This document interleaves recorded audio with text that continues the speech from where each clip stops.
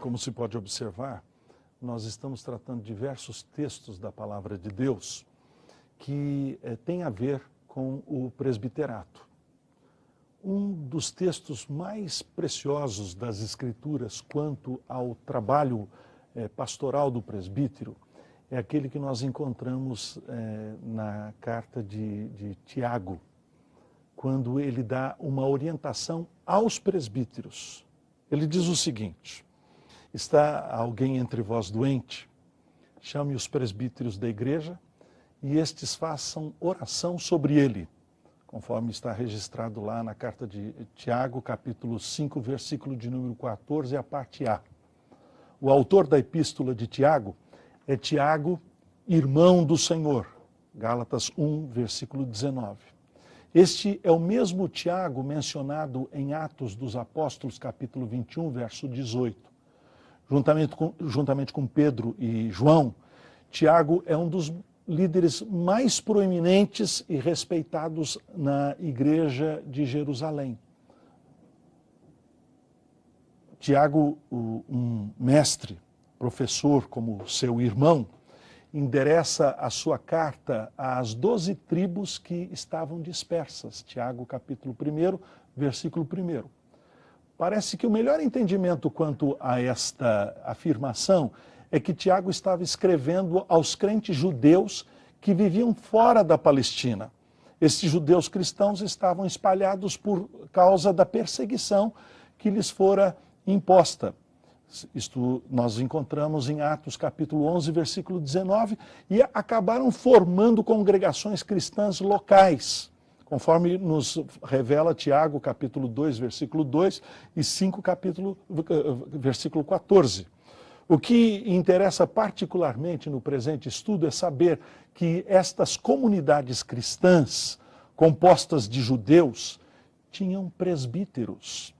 Se considerarmos o fato de que esta carta de Tiago foi escrita por volta dos anos 45 a 48 depois de Cristo, então Tiago escreve o primeiro documento conhecido onde se mencionam presbíteros da igreja cristã. De acordo com Tiago, os presbíteros deveriam ser chamados nos momentos de enfermidades, para que estes orassem e ungissem com óleo. Escrevendo num estilo que é muito peculiar a Tiago, numa forma de sermão, Tiago afirma o seguinte: está alguém entre vós sofrendo? Faça oração. Está alguém alegre? Cante louvores. Está alguém entre vós doente? Chame os presbíteros da igreja, e estes façam oração sobre ele, ungindo-o com óleo, e o Senhor o levantará. E se houver cometido pecados, ser-lhe-ão perdoados. Confessai, pois, os vossos pecados uns aos outros, e orai pelos outros para serdes curados. Tiago, capítulo 5, verso 13 a 15. A carta de Tiago começa e termina com oração. Tiago, capítulo 1, versículo 5 a 7, capítulo 5, versículo 13 a 18. Ele insiste que a oração do crente é uma das soluções primárias para as lutas e adversidades da vida. Tiago declara que a oração de um homem justo alcança muito por sua eficácia. Ou como um comentador traduziu, a oração de um homem justo é muito poderosa em suas operações. Tiago, capítulo 5, versículo 16. Assim, para todas as aflições e alegrias da vida, Tiago prescreve oração e louvor. Está alguém entre vós sofrendo? Faça oração. Está alguém alegre? Cante louvores. Está alguém entre vós doente? Chame os presbíteros da igreja e estes façam oração sobre ele. E esta terceira categoria, os enfermos, os doentes, sobre os quais Tiago prescreve nos versículos 14 de sua parte B até o versículo 16, estão ali incluídos. Enfermidades é um tipo de sofrimento, que frequentemente requer ajuda e oração de outros. Nesta passagem, Tiago tem em mente aqueles crentes que estão de cama, cujas condições requerem orações específicas e um atendimento particular, a ponto dos presbíteros precisarem ser chamados, por não haver condições dos doentes irem até eles. Por isso, ele orienta que o enfermo ou quem cuida deste mande chamar os presbíteros da igreja. O pregador puritano Thomas Manton nos lembra que os crentes em Cristo não estão imunes a doenças, nem menos do que qualquer outra aflição. Aqueles que são amados de Deus, ainda assim, compartilham das misérias do momento presente. Quando um filho de Deus está debilitado por enfermidades, Tiago instrui a este ou a esta a tomar a iniciativa de chamar pelos presbíteros da igreja. O verbo chamar está no aoristo imperativo, que mostra uma ação urgente.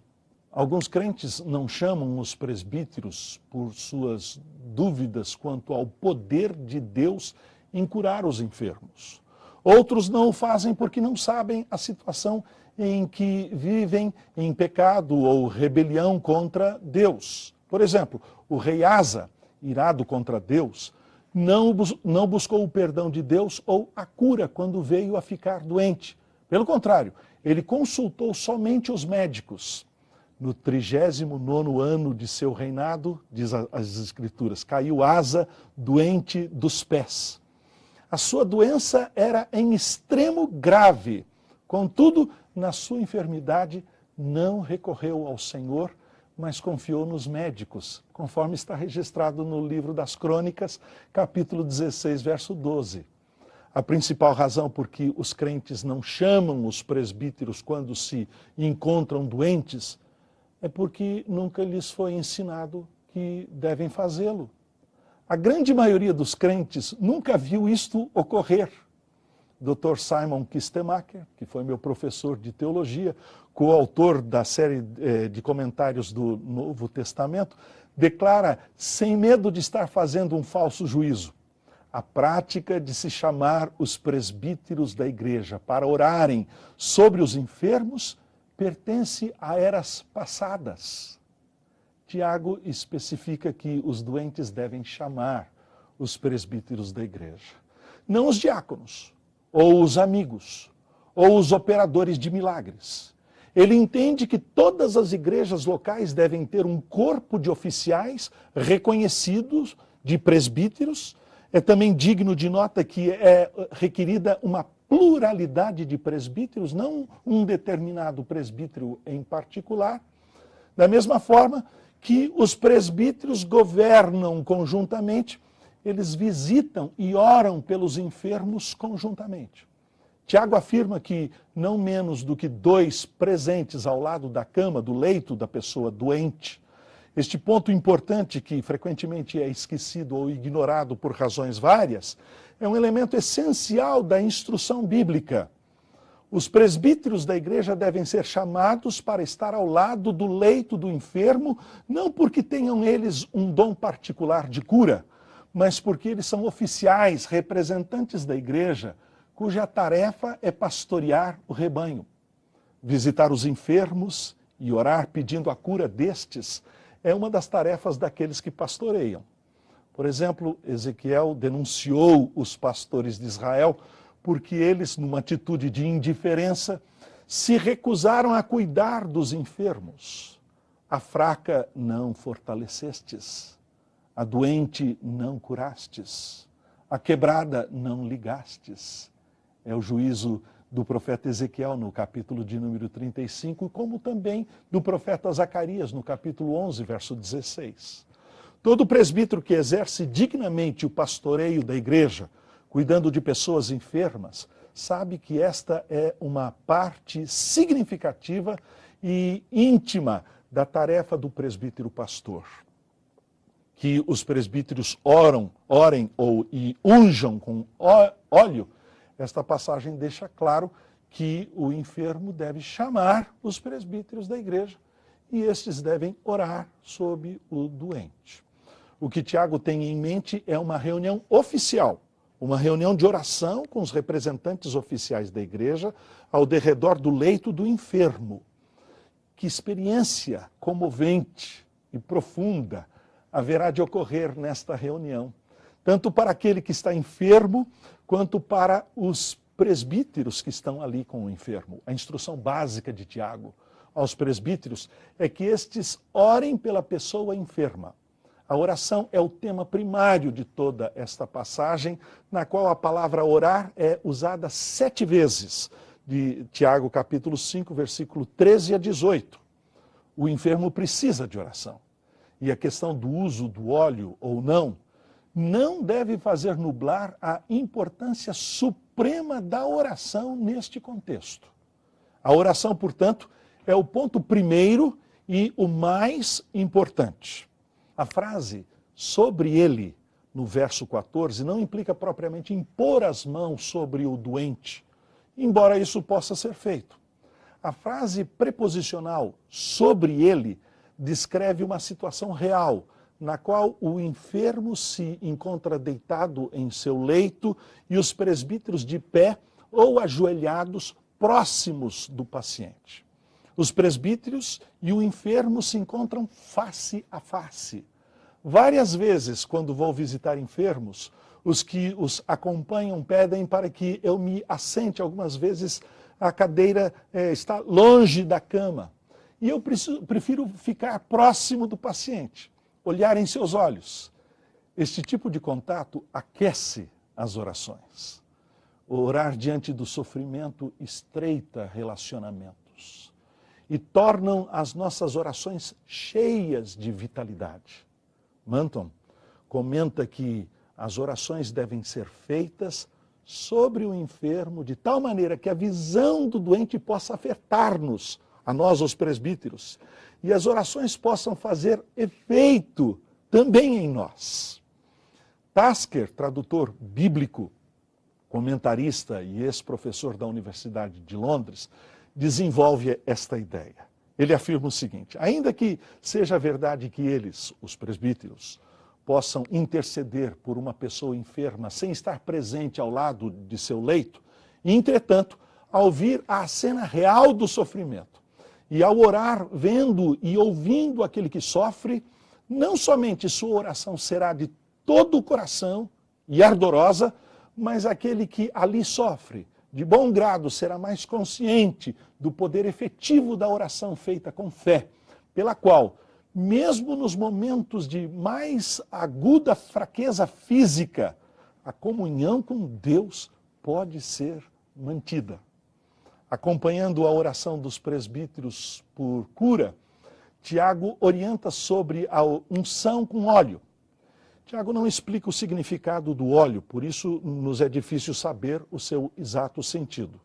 A pessoa enferma chama os presbíteros para orar com ela. Os presbíteros, como representantes oficiais da igreja, se colocam ao derredor do leito daquela pessoa e oram pela cura dela. Não são poucos os que têm entendido que o óleo tem sua razão como recurso medicamentoso. Os presbíteros serviam nos dias do Novo Testamento como os sacerdotes serviam no Antigo Testamento. Eram eles responsáveis também pela saúde do povo, a ponto de ter Jesus curado leprosos e pedir que eles se apresentassem diante dos sacerdotes, provavelmente para que estes lhes dessem uma certificação de que estavam efetivamente curados. No caso da parábola do bom samaritano, uma das coisas que ele faz com o moribundo encontrado à beira do caminho foi ungir suas feridas com óleo. O profeta Isaías, descrevendo a condição de enfermidade espiritual do povo de Deus, a compara com aquelas enfermidades, feridas que não haviam sido amolecidas com óleo. Seja qual for a razão para o uso do óleo, este deve ser aplicado em o nome do Senhor. Não há poder mágico nem curativo no óleo. Da mesma forma, não há poder mágico ou curativo nos presbíteros. Todo poder e toda autoridade está em o nome de Jesus, exaltado nos céus. Dentro de sua soberana vontade repousa o poder de curar. Nada há grande demais para que ele não possa fazer. Nele está a fonte de todas as possibilidades. Ele, na sua soberania, faz quando e onde quiser. Por isso, o ato dos presbíteros é feito em o nome do Senhor. E a cura no nome do Senhor. Atos, capítulo 4, versículo 7 a 10, Lucas, capítulo 10, versículo 17, nos mostram isso. Toda a confiança é colocada no Senhor. E toda a glória, portanto, a Ele pertence. Creio que o ponto de suma importância, conforme nos lembra J. Adams, e por isto a presença dos presbíteros se torna imprescindível, repousa no fato de que Tiago deixa aberto que se o enfermo houver cometido pecados, estes serão perdoados. Evidentemente, nem todas as enfermidades são causadas por pecados específicos, mas o que se deve considerar aqui são aquelas enfermidades chamadas amartiagênicas, aquelas que têm uma gênese em um pecado, amartia. A medicina moderna tem tratado deste tema com frequência, falando a respeito de enfermidades psicossomáticas, ou melhor, enfermidades que têm a sua origem na psique, na alma, e atingem o soma, o corpo. E estas não são poucas.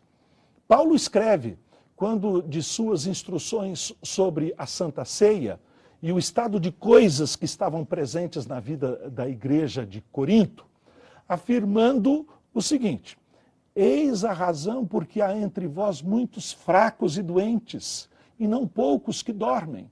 Porque se nos julgássemos a nós mesmos, não seríamos julgados. Mas quando julgados, somos disciplinados pelo Senhor para não sermos condenados com o mundo. 1 Coríntios, capítulo de número 11, versículo 30 a 32. Entre os leitores da carta de Tiago, conforme ele mesmo afirma, haviam aqueles que tinham no coração inveja, amargurada e sentimento faccioso, versículo 14 do capítulo 3. E conflitos e contendas que há entre vós, conforme ele registra no capítulo 4, verso de número 1. Cobiça pelas coisas materiais, pelo conforto e mais posses, capítulo 4, versículo 1, 3, 13, 16. Discriminação contra o pobre, capítulo 2, versículo 1 a 13. Reclamações de uns para com os outros, capítulo 4, versículo 11, capítulo 5, versículo 9.